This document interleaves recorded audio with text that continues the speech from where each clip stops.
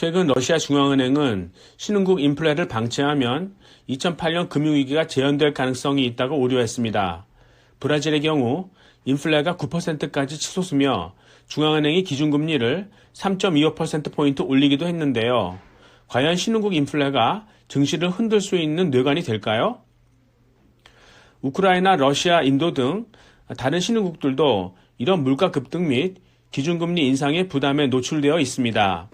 물론 그 직접적인 이유는 코로나 쇼크 이후 그동안 밀렸던 수요의 분출, 즉 펜트업 디맨드가 나타나는 가운데 아직 생산시설들이 충분히 복원되지 못해서 생기는 공급 부족, 즉 서플라이 체인 디스럽션이 겹쳐서 생긴 결과입니다.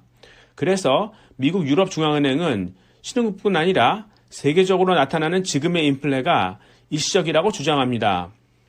반면 러시아 중앙은행을 포함해 일각에서는 인플레가 구조적인 추세일 수 있고 이로 인한 신흥국 부실이 금융위기를 초래할 수 있다고 우려합니다. 특히 세계 경제가 각자 도생으로 가며 공급망에서의 차질이 심화될 수 있는 부분을 주목해야 합니다. 신흥국은 제조 설비를 갖고 있습니다. 그런데 선진국도 공급의 안정성을 위해 부분적으로 생산에 참여할 움직임입니다. 그만큼 신흥국 설비는 덜 가동됩니다. 또한 원자재의 경우 자원민족주의로 인해 가격이 뛸 수 있습니다.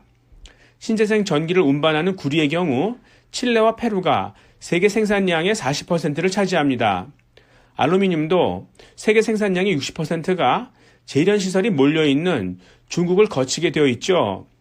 이들 국가에 문제가 생기거나 이기적으로 돌변할 경우 공급의 차질을 빚을 수 있습니다. 원자재 가격이 오르면 신흥국 제조업체들은 재료를 비싸게 사야 합니다. 반면 저성장 기조 속에 제품의 수요는 부진하기 때문에 재료비 상승 부분을 판매 가격에 전가시킬 수 없습니다. 그 결과 수익성이 훼손되며 도산 위험에 직면할 수 있다는 우려입니다.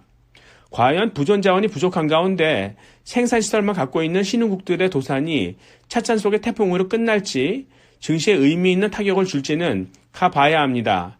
일단 증시의 변동성은 제공할 것입니다. 이런 비용 상승 인플레 압력을 완화하며 경제를 지탱하려면 어떻게 해야 할까요? 재료비가 오르는 만큼 인건비를 낮출 수밖에 없습니다. 즉, 사물 인터넷을 포함한 인공지능 기반 스마트 솔루션을 극대화하며 노동력을 대체하는 것이죠. 그래서 이 부분에 투자하라고 말씀드리는 것입니다. 그 대신 부의 불균형이 심화될 것이며 세금 부담도 가중될 것입니다. 그만큼 절세 방안도 중요해질 것입니다.